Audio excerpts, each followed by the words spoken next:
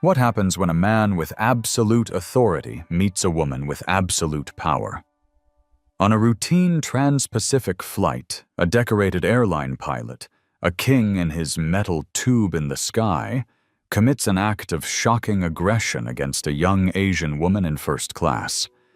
He sees her as insignificant, a nobody who doesn't belong.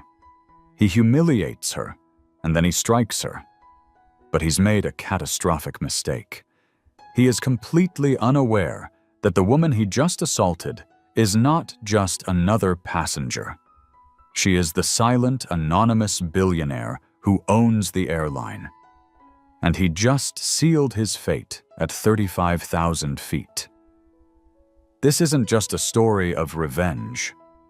It's a story of devastating karma, and the day a pilot learned the hard way that some passengers hold the power to ground him forever. The air in the first-class cabin of Horizon Airlines Flight 512 from San Francisco's SFO to Tokyo Narita was a carefully curated symphony of privilege. It smelled of expensive leather, hot towels, and the faint, crisp notes of complimentary champagne. Passengers, mostly men in tailored suits who exuded an aura of corporate importance, settled into their pods, the private cocoons that separated them from the mundane world of economy class. Lila Chen, however, did not fit their mold. Seated in 3A, she was an island of deliberate understatement in an ocean of overt wealth.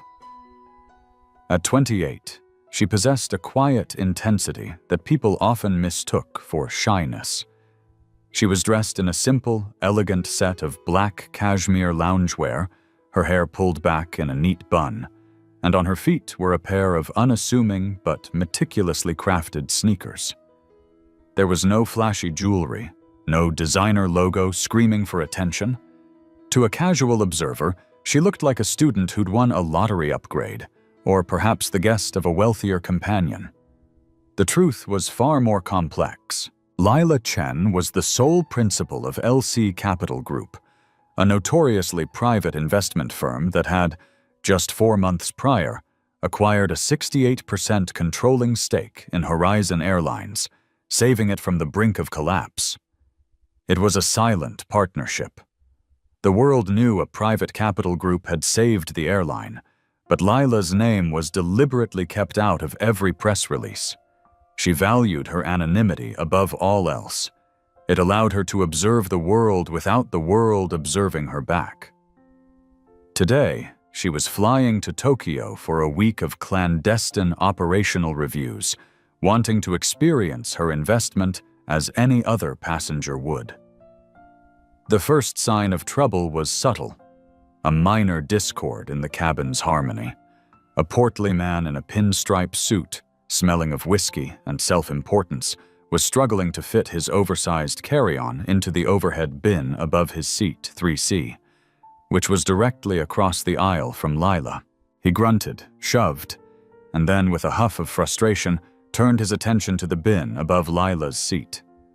It was mostly empty, save for her small, lightweight backpack containing a laptop and a book. "Excuse me," he grunted, not at Lila, but in her general direction. "I need this space." Before Lila could even formulate a reply, a flight attendant named Carla appeared, her smile lacquered on. "Of course, sir. Let me help you with that." Carla, a woman in her late 40s with a severe blonde bob and an air of someone who had long ago traded genuine warmth for procedural efficiency, assessed the situation instantly.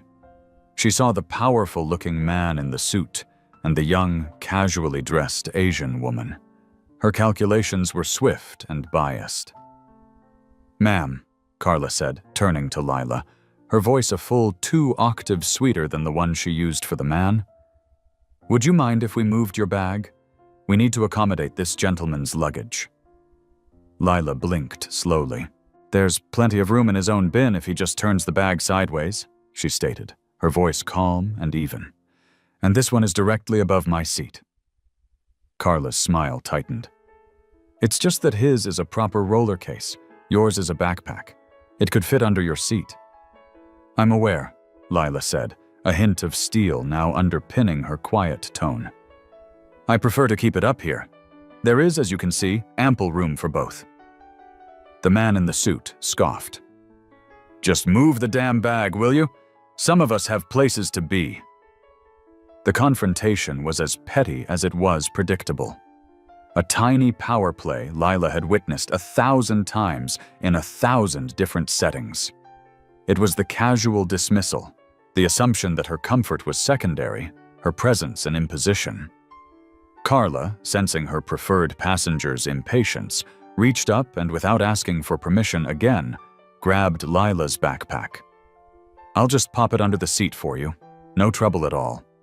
"Leave it, please," Lila said, her voice dropping, losing all its earlier softness. It was a command, not a request. A sudden authority in her tone made Carla freeze, her hand still on the bag. The man in 3C huffed loudly. The quiet hum of the cabin was disrupted. A few other passengers glanced over, their curiosity piqued. "Is there a problem here?" Carla asked, her professional veneer cracking to reveal a flash of irritation. She was no longer being helpful. She was being challenged.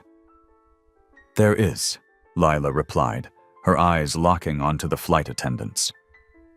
"The problem is, you've decided your primary job is to appease one passenger at the expense of another, based on nothing more than a superficial judgment. Now please take your hand off my property." The man in the suit exploded.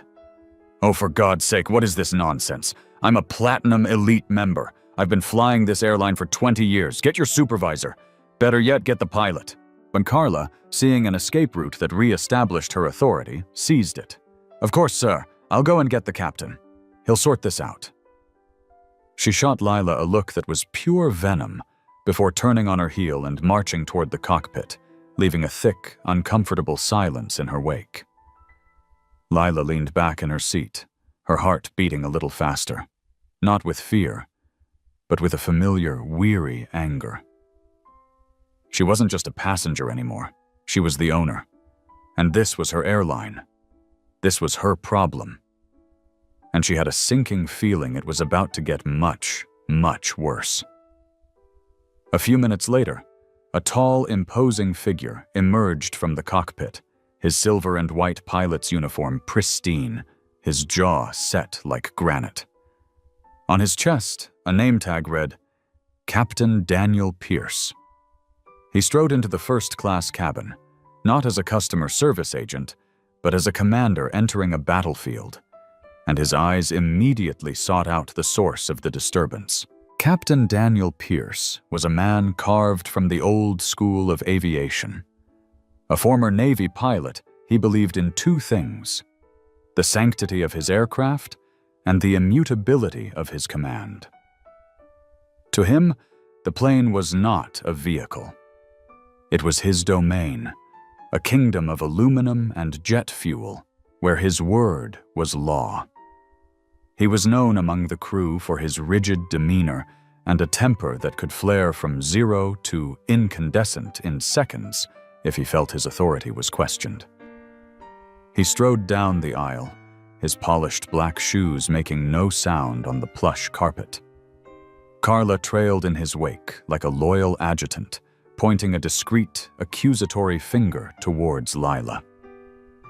Pierce's eyes, a pale, unforgiving blue, swept over the scene. He saw the indignant, red-faced businessman, a man who looked like he belonged in first class. Then his gaze fell upon Lila. He saw not a person, but a profile. Young, Asian, female, and dressed in what he considered glorified pajamas. His mind, a repository of decades of ingrained biases, rendered its verdict in a nanosecond. She was the problem. He ignored Lila completely, addressing the man in 3C first. "Sir, I'm Captain Pierce. I understand there's been some sort of disturbance." His voice was deep, resonant, and coated in a thin layer of condescending calm. "Finally," the man boomed. "This woman, he said, jabbing a thumb towards Lila, is refusing to follow the flight attendant's instructions. She's being disruptive and aggressive over a simple bag. I just want to stow my luggage and have a peaceful flight. Pierce nodded slowly, gravely, as if hearing testimony of a great crime. He then turned to Lila, his posture shifting. He stood over her, using his height to intimidate, his arms crossed over his broad chest. "Young lady," he began, the paternalistic term a deliberate choice. "My flight attendant is responsible for safety and order in this cabin. If she gives you an instruction, you are to follow it. Immediately, is that understood?" Lila met his gaze without flinching. "Captain, your flight attendant attempted to move my personal property without my consent after I had already pointed out that there was sufficient room for both bags. The issue isn't about space. It's about her unilateral decision to inconvenience me for another passenger's comfort." Pierce's eyebrow twitched. He wasn't accustomed to calm, articulate rebuttals from people he had already dismissed. He expected tears, or shouting, or sullen compliance.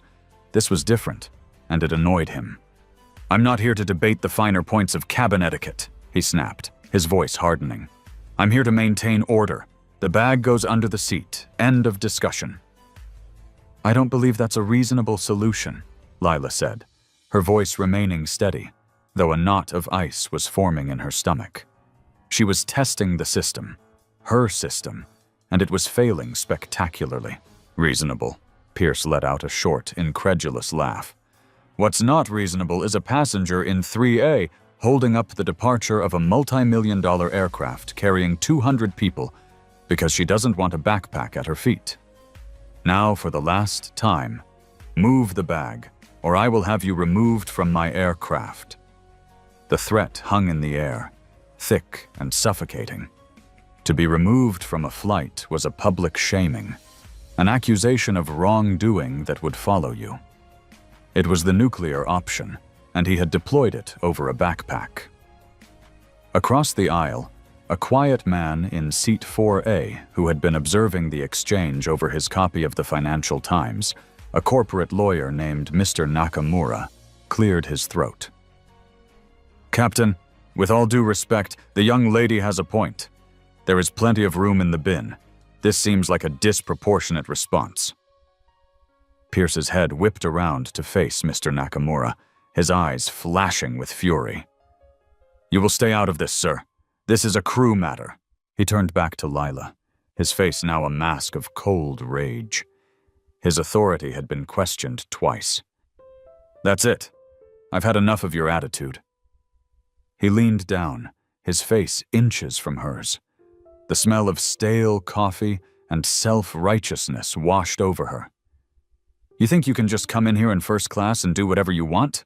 You think the rules don't apply to you?"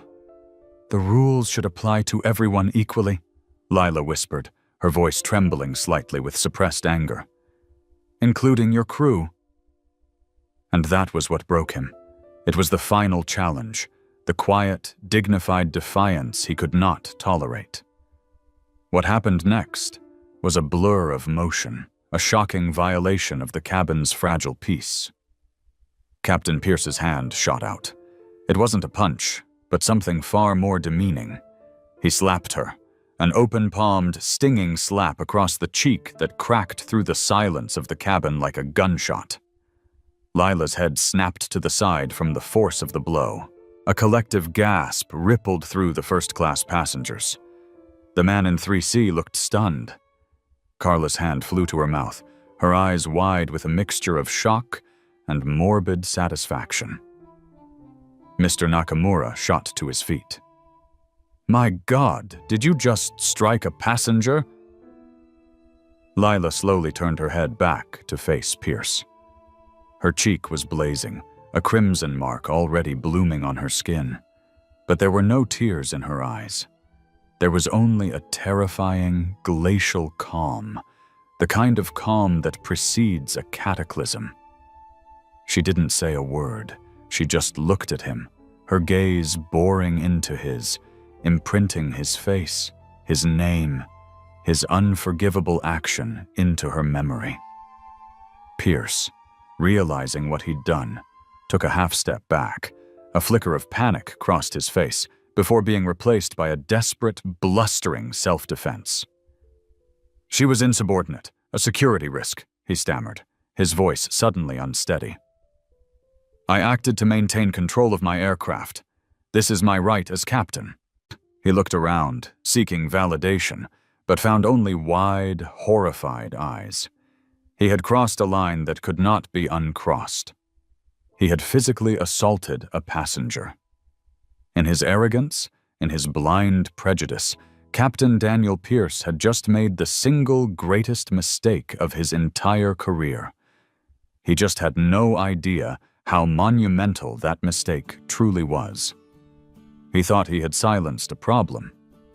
In reality, he had just armed a titan.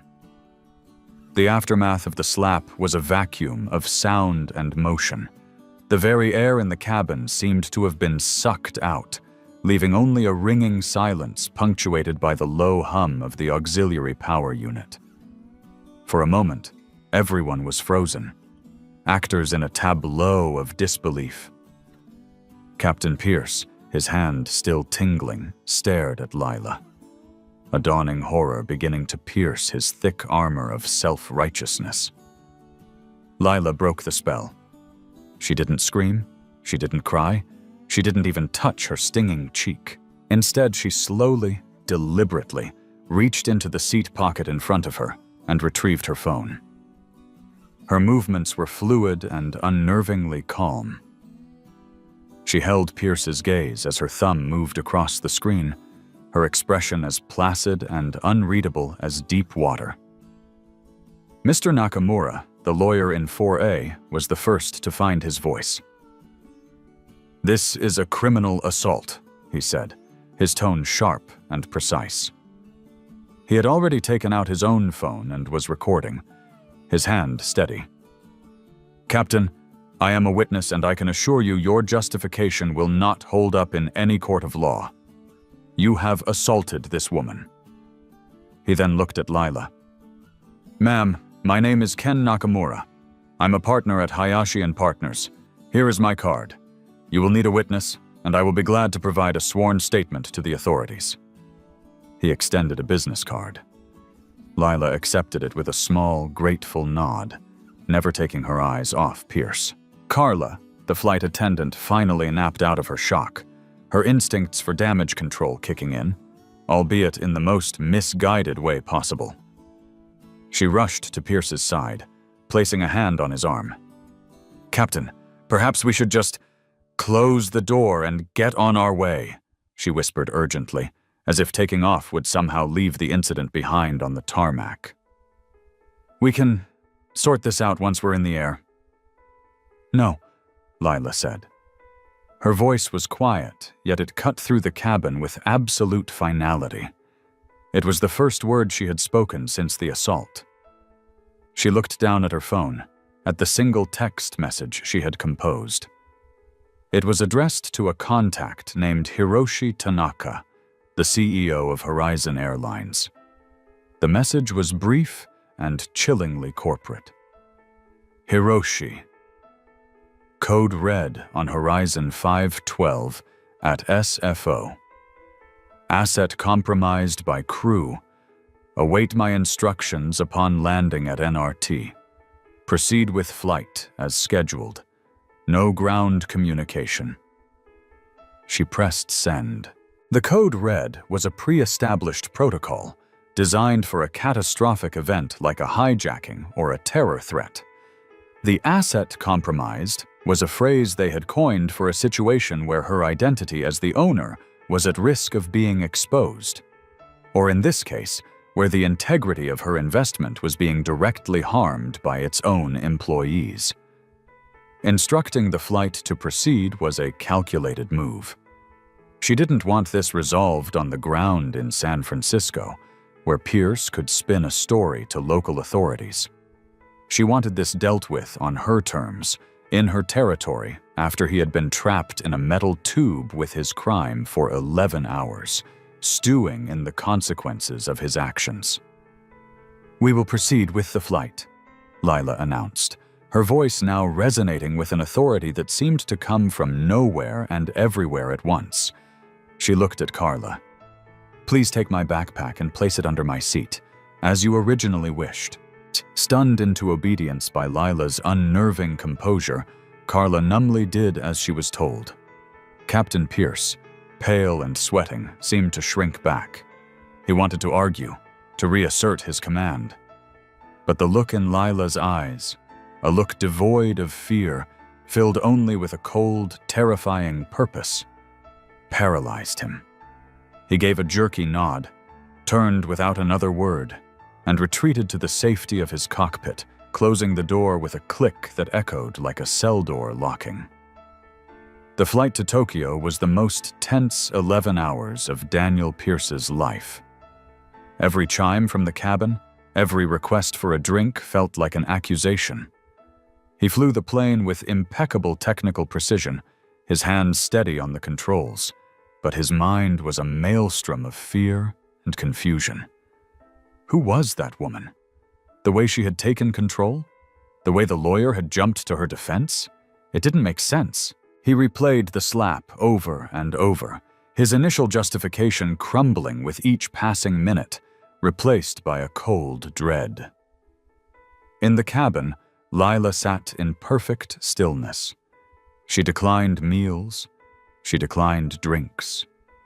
She simply sat, staring ahead, a silent, powerful rebuke to the violence she had endured. The other first-class passengers avoided her gaze, whispering amongst themselves. The man in 3C, the catalyst for the whole affair, had sunk into his seat, looking deeply uncomfortable, occasionally stealing worried glances at her. Mr. Nakamura gave her a reassuring nod from time to time, a silent promise of support. As the plane began its final descent into Narita, the soft morning light of Tokyo filtering through the windows, a sense of impending doom filled the cabin. For the passengers, it was the end of a flight. For Lila Chen, it was the beginning of the reckoning. And for Captain Pierce, it was the end of everything. He had no idea that a single text message sent before takeoff had set in motion a corporate firestorm on the ground, an inferno that was waiting patiently for him just beyond the jet bridge. He landed the plane smoothly, a perfect landing that was, in reality, a crash landing of his entire life. As Horizon Airlines Flight 512 taxied toward its designated gate at Narita Terminal 1, Captain Daniel Pierce felt a sliver of his old confidence return. The landing had been flawless. He was back on solid ground in a familiar airport. He convinced himself that the incident, while regrettable, could be managed. He would file a report emphasizing the passengers' disruptive and insubordinate behavior. He would frame the slap as a measured action to prevent escalation. It would be his word, the word of a 25-year veteran captain against a nobody. He might get a reprimand, perhaps mandatory anger management classes, but he would survive. He was, after all, Captain Pierce. The jet bridge docked with a gentle bump. The seatbelt sign pinged off. Pierce's voice came over the intercom, a little strained, but attempting to project normalcy. "Ladies and gentlemen, welcome to Tokyo Narita. We hope you enjoyed your flight with Horizon Airlines." In the first-class cabin, there was a collective sigh of relief. The ordeal was over. Passengers began to stand, gathering their belongings, eager to escape the charged atmosphere. Lila Chen, however, remained seated. She watched the cabin door, her expression patient, expectant. Pierce emerged from the cockpit, his cap tucked under his arm, his face a carefully constructed mask of professional calm. He intended to stand by the door, as was customary, to bid farewell to the passengers, a final assertion of his authority. Carla stood beside him, her face pale, her smile brittle. The cabin door was opened by the ground crew, and the scene at the gate was not what anyone expected. There were no police officers waiting with handcuffs. There was no irate family member waiting to confront the captain. Instead, standing just inside the jet bridge was a small delegation of people who radiated an aura of extreme importance and even greater panic. At the front was a man in his early 50s, his tailored suit immaculate, but his face ashen. His brow was slick with sweat, and his eyes darted nervously toward the plane's entrance. This was Hiroshi Tanaka, the CEO of Horizon Airlines, a man who typically spent his mornings in high-level board meetings, not waiting on a jet bridge like a chauffeur. Flanking him were two others. A severe-looking woman with a briefcase whom Pierce recognized as Akiko Sato, the head of the airline's entire Asia-Pacific legal department, and a burly man in a dark suit, whose earpiece marked him as the head of airport security. Hiroshi Tanaka's eyes scanned the disembarking passengers, dismissing them with a flicker of impatience. He was looking for someone. His gaze landed on Lila. Ignoring the line of first-class passengers, Hiroshi and his entourage pushed past them and entered the aircraft. They walked directly to seat 3A. The other passengers, including the businessman from 3C, stopped in their tracks, watching in stunned silence. Hiroshi Tanaka came to a halt before Lila, his posture a mixture of deference and terror. He gave a slight, almost imperceptible bow of his head. "Miss Chen," he said, his voice a low, trembling whisper that was somehow audible in the suddenly silent cabin. "On behalf of the entire company, I am so profoundly sorry. Are you all right? Please come with us. We have a private lounge and a car waiting." Miss Chen. The name echoed in the silence. Captain Pierce, standing by the door, felt a jolt as if he'd touched a live wire. Chen? Where had he heard that name? It tickled at the edge of his memory, something from a dry corporate memo, a name associated with the new ownership. LC Capital Group. LC. Lila Chen. It was impossible. It couldn't be. Lila stood up slowly, her gaze sweeping past the terrified CEO to land once more on Captain Pierce. She held his stare for a long, agonizing moment. In her eyes, he saw no anger, no triumph. He saw only the calm, dispassionate finality of a judge who had already passed sentence. She gave a single sharp nod to Hiroshi. "Thank you, Hiroshi. I'll be right with you." She then walked down the aisle. As she passed Mr. Nakamura, she paused. "Mr. Nakamura," she said, her voice clear and warm for the first time. "My legal team will be in touch. Thank you for your integrity." Mr. Nakamura, his jaw slack with astonishment as he connected the dots, simply nodded. "Of course, Miss Chen. Anytime." Then Lila reached the front of the plane. She stopped directly in front of Captain Pierce and Carla. The CEO and his team hovered behind her, afraid to even breathe too loudly. Pierce felt the blood drain from his face. His skin went cold. The carefully constructed reality he had inhabited for decades was shattering around him like glass. The nobody in the cashmere sweatsuit, the disruptive young woman, Miss Chen, the silent C in LC Capital. Carla looked from Lila to the CEO and back again, her face a comical mask of confusion and dawning horror. Her mind, unable to process the cataclysmic shift in power, simply shut down. Her eyes rolled back in her head, and with a soft sigh, she fainted, crumpling to the floor in a heap of polyester and broken assumptions. Pierce didn't even notice. He was trapped in Lila Chen's gaze. He opened his mouth to say something, to apologize, to explain, to beg. But no words came out. His voice, the instrument of his command, had deserted him. Lila didn't say a word to him. She didn't need to.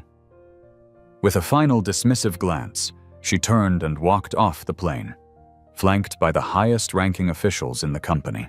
Hiroshi Tanaka threw a look over his shoulder at Pierce, a look of pure, unadulterated fury and terror. "Don't you go anywhere," he hissed. "You have no idea what you've done." Captain Daniel Pierce stood frozen in the doorway of his aircraft, the kingdom where he had been an absolute monarch just minutes before. He was no longer a captain. He was just a man, suddenly terrifyingly small, who had slapped a billionaire. And his trial was about to begin. The main boardroom at Horizon Airline's Tokyo headquarters was a place of immense power. A long, polished teak table reflected the vibrant Tokyo skyline from the floor-to-ceiling windows. It was a room designed for billion-dollar deals and ruthless corporate strategy. A chamber where careers were made and broken with a quiet nod. Today, it was to be a courtroom. Lila Chen sat at the head of the table, a position that was rightfully hers. She had taken a few hours in the provided luxury suite to shower and change. The simple cashmere loungewear was gone, replaced by a razor-sharp dark navy pantsuit and a silk blouse. Her hair was immaculate, her expression serene. She looked every bit the formidable, untouchable figure she was. The faint red mark on her cheek had faded, but its memory hung in the room like a ghost. Across from her sat Hiroshi Tanaka, the CEO, and Akiko Sato, the head of legal. They had stacks of files in front of them, but dared not open them. They sat in rigid silence, waiting for her to speak.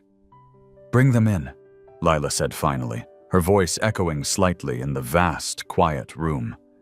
A security guard opened the heavy oak doors. Captain Daniel Pierce and Carla were escorted inside. They looked utterly broken. Pierce's uniform, once a symbol of pride and authority, now looked like a costume on a man who had shrunk. His face was pale and haggard. Carla, having been revived and given a glass of water, had been weeping for 2 hours straight. Her makeup was a disastrous mess, her eyes puffy and red. They were led to 2 chairs placed in the center of the room, far from the table like defendants in a dock. Pierce's eyes flickered around the room, at the opulence, the grim faces, and finally at Lila. The last vestiges of his denial evaporated, replaced by the sickening, gut-wrenching certainty of his doom. Lila let the silence stretch, a tool she often used to great effect. She let them stew in their fear, forcing them to confront the chasm between their status a few hours ago and their status now. Finally, she leaned forward, her hands clasped on the table.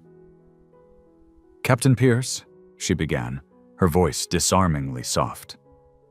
"I'd like to give you an opportunity to explain your actions on Flight 512 this morning. In your own words." Pierce swallowed hard, his Adam's apple bobbing. He cleared his throat. "Miss Chen, I deeply apologize. My conduct was unprofessional. I was under a lot of stress. The passenger," he started, then corrected himself. "You were not complying with crew instructions, and I made a judgment call. A terrible, terrible judgment call." "A judgment call," Lila repeated, her voice flat. "Let's talk about that judgment. When you looked at me, Captain, what did you see?" I saw a passenger causing a disruption," he stammered, avoiding her eyes. "No," Lila said, her voice hardening. "That's not what you saw. Be honest. You saw a young Asian woman who you decided didn't belong in your first-class cabin. You saw someone you could intimidate, someone you could bully, someone whose presence you could dismiss without consequence. Your judgment call was not based on safety protocols. It was based on prejudice. You didn't see a passenger. You saw a problem that fit a profile you carry in your head." She paused, letting the accusation land with the force of a physical blow. And when your authority was met with calm, quiet defiance instead of the submission you expected, you resorted to violence. You struck me." She turned her gaze to Carla, who flinched as if she'd been struck herself. "And you, Carla, your job is to ensure the safety and comfort of all passengers, yet you immediately sided with the more overtly wealthy-looking man. You ignored procedure, you ignored common courtesy, and you escalated a minor issue into a major confrontation because you too made a judgment. You were not a flight attendant. You were an enabler." Carla burst into a fresh round of sobbing. "I'm so sorry, I didn't know. If I had known who you were, I would have—" "You would have what?" Lila cut her off, her voice like ice. "Groveled, fawned over me? That's the entire point. It should not matter who I am.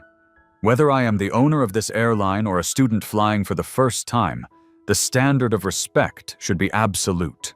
The fact that you would treat me differently had you known is precisely why you are unfit for your job." Lila stood up and walked to the window, looking out at the sprawling city below. "Hiroshi," she said without turning around, "when my firm acquired this airline, we didn't just buy assets. We bought a brand, a reputation that is now tarnished. This incident, I've discovered, is not an anomaly. A preliminary review of customer complaints shows a disturbing pattern of dismissiveness toward minority passengers. Captain Pierce has been named in 3 prior complaints for his abrasive and discriminatory behavior, all of which were dismissed by internal review with a mere slap on the wrist." Hiroshi Tanaka visibly paled.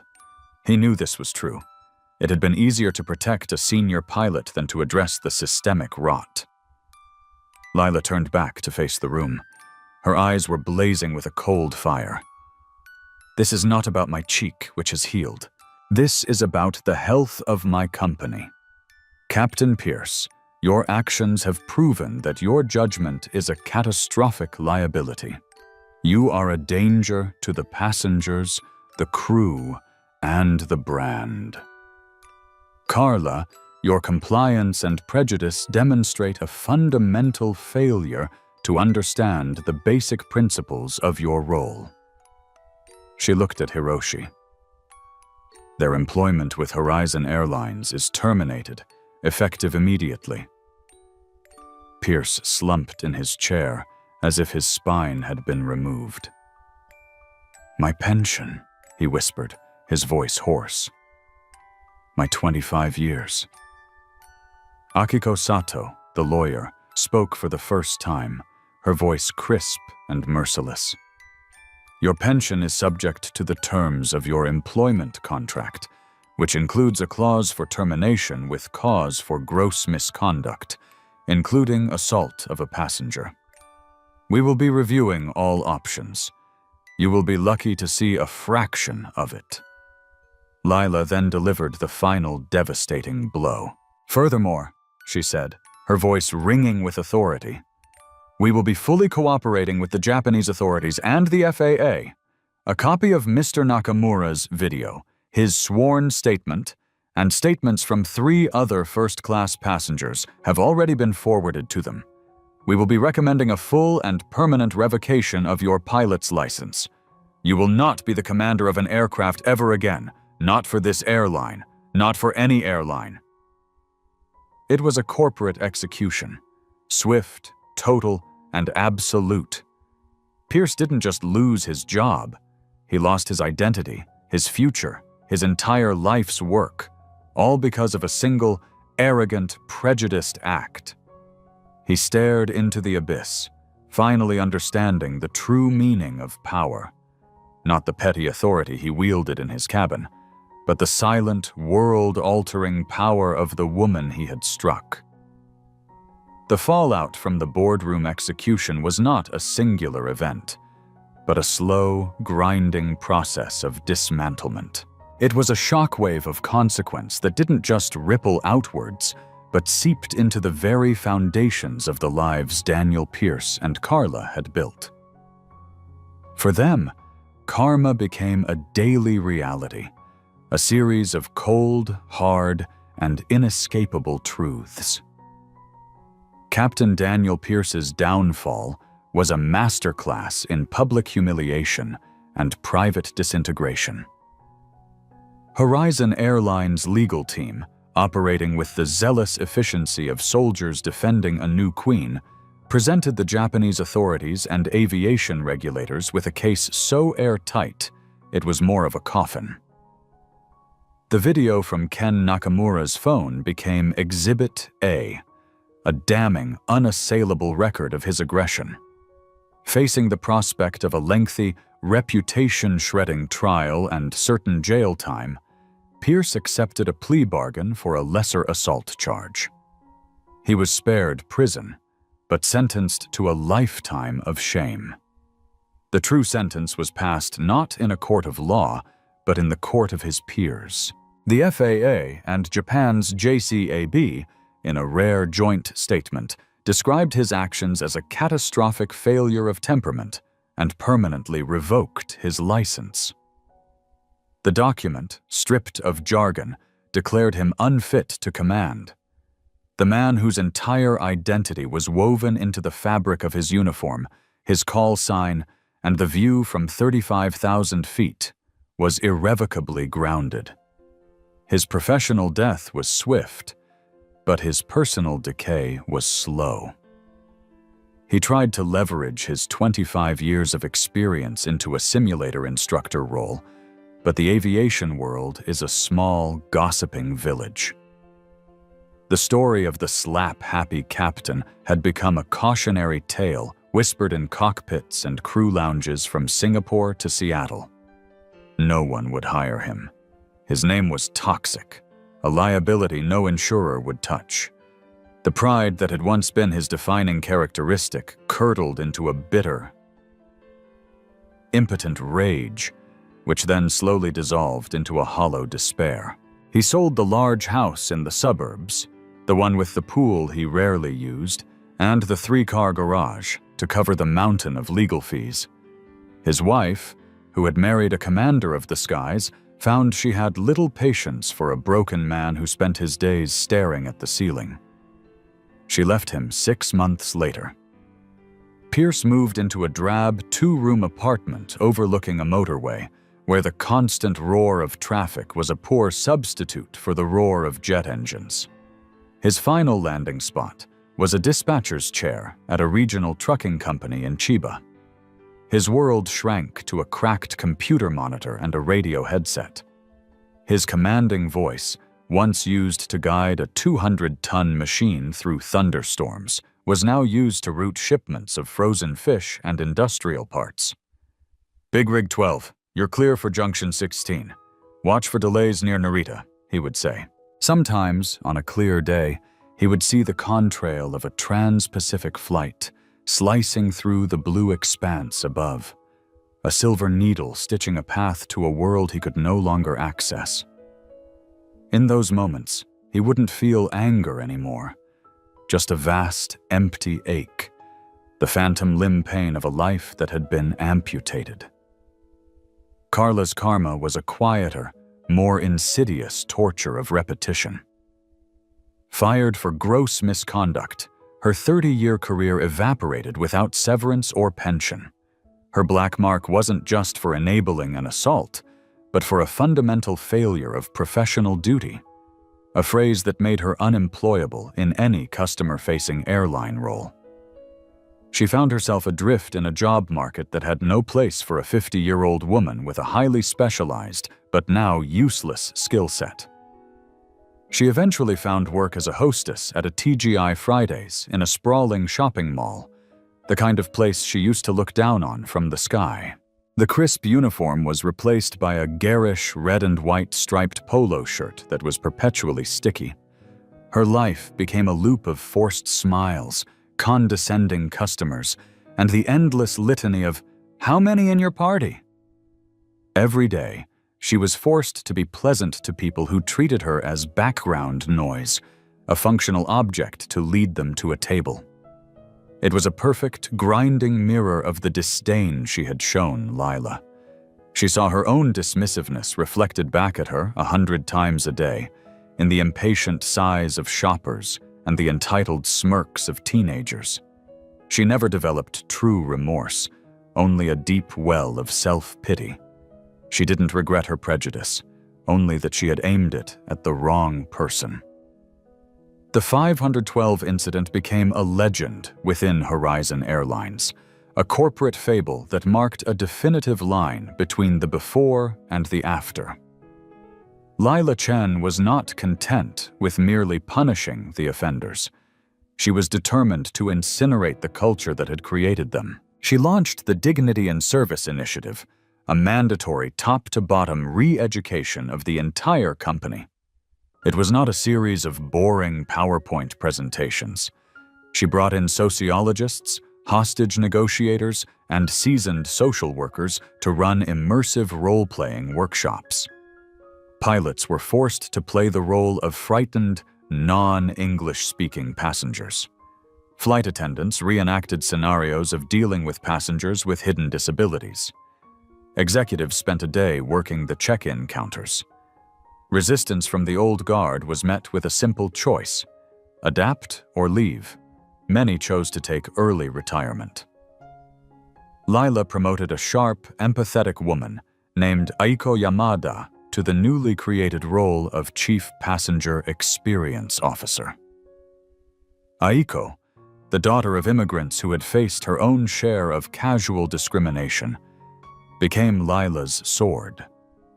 She implemented a no-fault reporting system where crew could flag discriminatory behavior from colleagues without fear of reprisal. She tied 30% of every senior manager's bonus to measurable improvements in customer satisfaction scores from minority demographics. The airline's marketing was revolutionized. The sleek, impersonal ads of planes flying over canyons were replaced with intimate, documentary-style portraits of passengers and crew. An elderly Japanese woman visiting her grandchildren in Osaka, a young gay couple on their honeymoon, a flight attendant with a prosthetic leg. The slogan was simple and powerful: Horizon Airlines. Every journey matters. Every person counts. The message was clear. This was not your father's airline anymore. Months later, Lila stood at the floor-to-ceiling window of her San Francisco office, looking down at the city lights. On her desk was the latest quarterly report. Profits were up a staggering 18%, but that wasn't the number that mattered. Customer complaints were down 72%. The airline had just won 3 separate industry awards for Most Improved Customer Service and Excellence in Corporate Culture.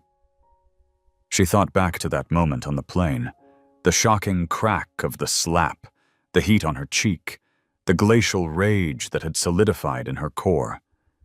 It was a moment of profound violation, a raw and ugly reminder of a world that still saw her as less than.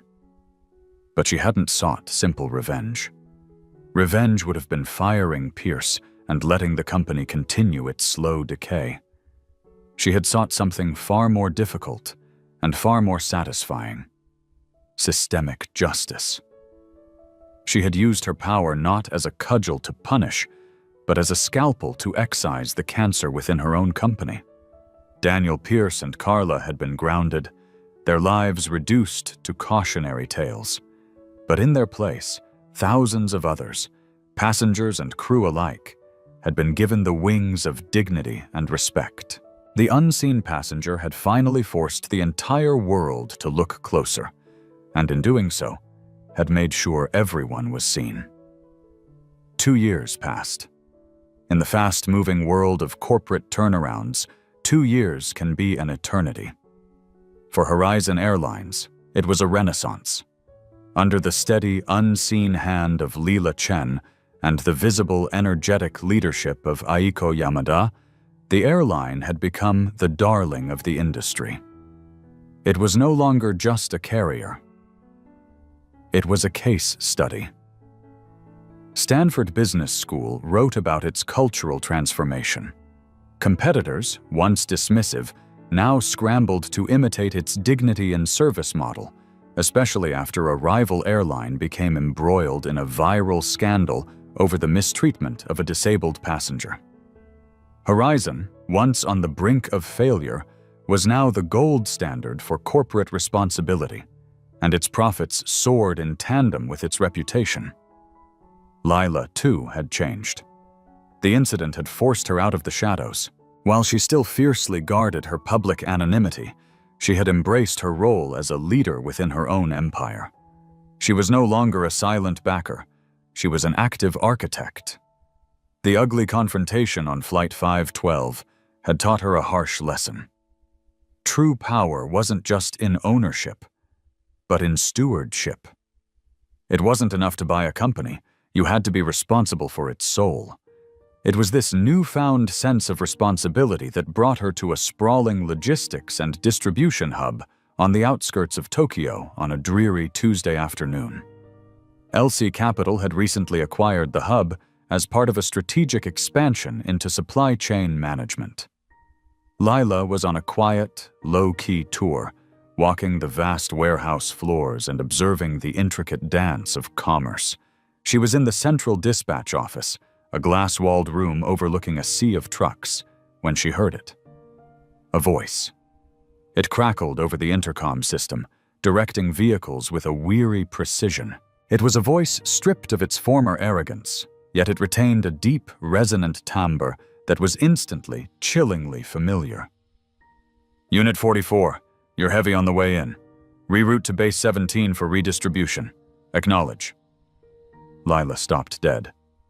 Her guide, the facility manager, looked at her, concerned. Miss Chen, is everything all right? Lila didn't answer. She stared at the rows of dispatchers hunched over their monitors, their faces bathed in the green glow of tracking software. And then she saw him. He was thinner, his shoulders slumped forward in a permanent posture of defeat. The once proud silver hair was dull and unkempt. He wore a cheap, frayed headset and stared intently at his screen, a man entirely consumed by the small, manageable world in front of him. It was Daniel Pierce. A cold, strange feeling washed over Lila. It wasn't triumph. It wasn't anger. It was the unsettling sensation of seeing a ghost. The facility manager, seeing her fixed gaze, whispered, "Ah, that's Pierce. Bit of a grump, but he's the best dispatcher we've got. Ex-military, I think. Keeps the trucks moving like clockwork." "I'd like to speak with him," Lila said, her voice quiet but firm. "In private." The manager looked confused, but immediately complied. A few minutes later, Daniel Pierce was led into a small, sterile office. He walked in with a shuffling gait, his eyes on the floor, assuming he was in trouble for some minor infraction. "You wanted to see me, Mr. Sato?" he asked, not looking up. "It wasn't me, Daniel," the manager said, gesturing towards Lila before discreetly exiting and closing the door behind him. Pierce slowly lifted his head. His eyes met Lila's. For a full 10 seconds, he simply stared, his face a slack mask of incomprehension. Then, the recognition dawned. It wasn't a flash of anger or fear. It was a slow, catastrophic crumbling. The last vestiges of his pride, the thin walls he had built around his shame, turned to dust. He visibly shrank, his face turning a mottled, ashen gray. He looked like a man who had just seen the embodiment of his own damnation. He opened his mouth, but only a dry, rasping sound came out. Lila walked over to the water cooler and poured a cup, her hand perfectly steady. She placed it on the table in front of him. He stared at it as if it were poison. "I didn't come here for this, Mr. Pierce," she said, her voice even, devoid of accusation. "This is a coincidence. But now that we're here, I have to ask you one question." He finally found his voice, a raw, broken whisper. "I'm sorry, I swear to God. I am so sorry for what I did." "I know you are sorry for the consequences. Lila replied, her gaze unwavering. But that's not my question. My question is why? Not why you lost your temper. Why did you look at me at that moment and decide I was the one who didn't belong? The question hung in the air between them. It was the question that mattered. It went beyond the slap, beyond the argument over a bag. It went to the very heart of the matter. Pierce finally looked up, and for the first time, Lila saw something other than broken pride in his eyes. She saw a flicker of genuine, agonizing self-awareness. "Because it was easy," he whispered, the admission costing him everything. "Because you were different. You didn't look like the others. You were quiet, young, and I was the captain. I was in charge. In my world, things had an order. People had their place. And you didn't fit in my picture of how things should be. It was arrogant. It was wrong. It wasn't until I lost everything that I realized the picture was the problem, not you." He finally broke, his shoulders shaking with silent, racking sobs. He was not crying for his lost career or his house or his wife. He was crying for the man he had been, for the ugly truth of the prejudice he had carried so unknowingly for so long. Lila watched him for a long moment. She felt a stir of something she didn't expect. A profound, weary pity. He was not a monster. He was just a man. A flawed, broken man who had been undone by his own ignorance. She had not come for an apology, and she did not offer forgiveness. That was not her place. His atonement was between him and whatever God he believed in. Her role in his life was over. "Thank you for your honesty," she said softly. She turned and left the room, leaving him alone with his ghosts and the cup of water, still untouched. Months later, Lila was on a flight from San Francisco to Sydney. It was a Horizon Airlines A350. She sat in first class, not as an inspector, but as a passenger. As she settled in, she noticed the co-pilot making a final check of the cabin. She was a young, sharp, confident woman of color who smiled warmly at the passengers. Later during the flight, Lila watched a flight attendant spend nearly 10 minutes patiently explaining the entertainment system in broken English to an elderly couple, kneeling beside their seats to be at their eye level. A sense of deep, quiet satisfaction settled over Lila. It wasn't the thrill of victory or the gratification of revenge. It was the peaceful, profound contentment of a builder who sees her creation standing strong and true. The echoes of that ugly day were finally fading, replaced by a new, better harmony. She leaned her head back, closed her eyes, and for the first time in a long time, simply enjoyed the flight. The cycle was broken. The unseen passenger had done her work. And so the king was dethroned, and the enabler was humbled. Daniel Pierce's story is a chilling reminder that true authority isn't found in a uniform or a title, but in character and respect, and that prejudice carries a price that can bankrupt a life's work. Lila Chen could have destroyed the airline. Instead, she rebuilt it, turning a moment of personal humiliation into a powerful force for positive change.